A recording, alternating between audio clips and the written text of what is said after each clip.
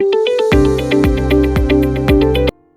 दोस्तों, रामायण तो आप सबने देखी ही होगी, बट मोस्टली हम सबने रामायण एज अ स्टोरी और अ ग्रेट हिस्ट्री इवेंट की तरह देखी है। But Ramayan is more than that. Ramayan में काफी कुछ सीखने को है। In short, it's a medium of education. Ramayan हमें लीडरशिप, गवर्नेंस एंड मैनेजमेंट जैसी कई इंपॉर्टेंट प्रिंसिपल्स के बारे में सिखाता है। तो लेट्स बिगिन और जानते हैं कि वो कौन से 5 इंपॉर्टेंट बिजनेस मैनेजमेंट लेसन है जो हम रामायण से सीख सकते हैं। Number 1, developing business relations for strategic alliance. Ramayan में अगर किसी में बेस्ट मैनेजरियल कैरेक्टर्स है तो वो है सुग्रीव। वाई? बिकॉज सुग्रीव ने भगवान राम के साथ अलायंस बनाया और उनके जरिए अपने राज्य वापस लिया अपने भाई बाली से, जो कि उससे काफी ज्यादा स्ट्रांग था। और उसके बाद उसने अंगद, जो कि बाली का बेटा होने के कारण सुग्रीव का राइवल बन सकता था, उसे एक मेडिकोर मैनेजर की तरह हैंडल किया और अपने राज्य का उत्तराधिकारी बना दिया। यहाँ पर यह लेसन मिलता है कि एक अच्छा मैनेजर को पता होता है कि बिजनेस गुड रिलेशन पर चलते हैं और एक आइडियल मैनेजर इवन अपने एम्प्लॉय के साथ भी गुड रिलेशन को वैल्यू करता है। Number 2, great leaders create more leaders. जब हनुमान को माता सीता का पता चल गया तब उन्होंने अपनी मर्जी से लंका को जला दिया। हनुमान के इस डिसीजन से भगवान राम नाराज हो गए और फिर इसके बाद हनुमान ने खुद से कोई भी डिसीजन नहीं लिया। But as a great leader भगवान राम ने खुद को इन सिचुएशन से हटा लिया जहाँ डिसीजन लेना इन्वॉल्व था। उन्होंने ऐसा इसलिए किया ताकि हनुमान अपनी डिसीजन मेकिंग कैपेबिलिटी को रिवाइव कर सके और इसका रिटर्न यह मिला जब एक बार युद्ध के दौरान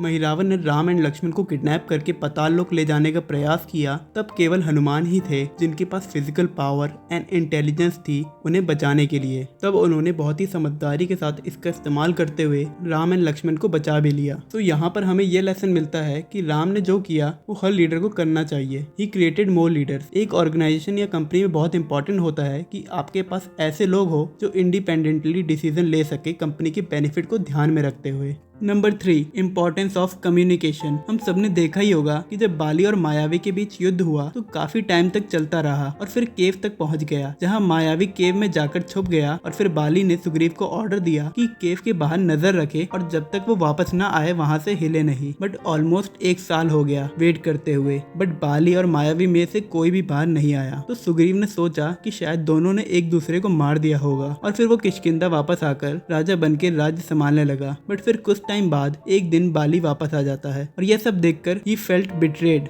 तो यहाँ पर इंपॉर्टेंट लेसन है मिसकम्युनिकेशन। जो ये सिचुएशन बाली के वापस आने के बाद क्रिएट हो चुकी है, इसकी जड़ है दोनों भाइयों के बीच की ऑफुल मिसकम्युनिकेशन। एक कंपनी को रन करने के लिए सभी डिपार्टमेंट्स और बिटवीन एम्प्लॉयर एंड एम्प्लॉइज एक क्लियर कम्युनिकेशन होना बहुत ही जरूरी है। नंबर 4 एंड 5 काफी इंपॉर्टेंट पॉइंट है, तो वीडियो को बीच में छोड़कर बिल्कुल भी मत जाइएगा। Okay, so number 4, planning the succession. Ayodhya के राजा दशरथ का प्लान था राम को राजा बनाने का, जो कि ऑब्वियस था बिकॉज राम एल्डर थे और काफी ज्यादा मेच्योर थे अपने बाकी भाइयों की कंपैरिजन में। बट उनका ये प्लान रानी कैकेयी के कारण खराब हो जाता है बिकॉज रानी कैकेयी चाहती थी कि उनका बेटा भरत राजा बने, ना कि राम। तो यहाँ पर जेलसी के कारण राजा दशरथ का प्लान पूरी तरह खराब हो जाता है। रामायण के एक्सटेंडेड वर्जन में दिखाया गया है कि जब राम इस सेम सिचुएशन में होते हैं तो वो अपने किंगडम को अपने दोनों बेटे लव एंड कुश के बीच में इक्वली डिवाइड कर देते हैं, जिससे कि दोनों के बीच में कोई भी जेलसी क्रिएट ना हो। सो इससे हमें ये इंपॉर्टेंट लेसन मिलता है कि एक सक्सेसफुल कंपनी वो होती है जिनके पास ग्रेट डेवलपमेंट प्लान्स होते हैं अपने टॉप परफॉर्मर्स के लिए। वो सिर्फ एक पर डिपेंड रहने की बजाय पोटेंशियल मैनेजर्स एंड एम्प्लॉय को ग्रूम करते हैं for the long term retention.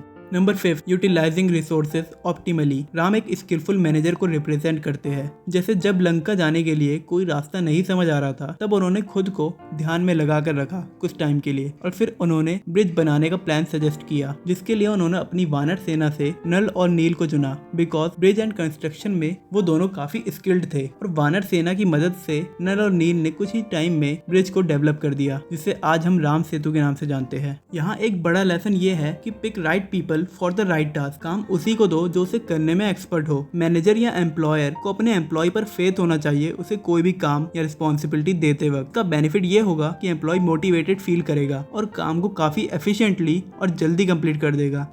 आज हमने रामायण के जरिए मैनेजमेंट के 5 इंपॉर्टेंट लेसन्स को जाना जो कि किसी भी ऑर्गेनाइजेशन या कंपनी को रन करने के लिए बेहद ही इंपॉर्टेंट है। दोस्तों, रामायण एक ऐसा हिस्टोरिकल इवेंट या स्टोरी है जिसमें हमारी डेली लाइफ को चेंज करने का पोटेंशियल है, फिर चाहे वो मैनेजमेंट स्किल्स हो या पर्सनल लाइफ के डिसीजन।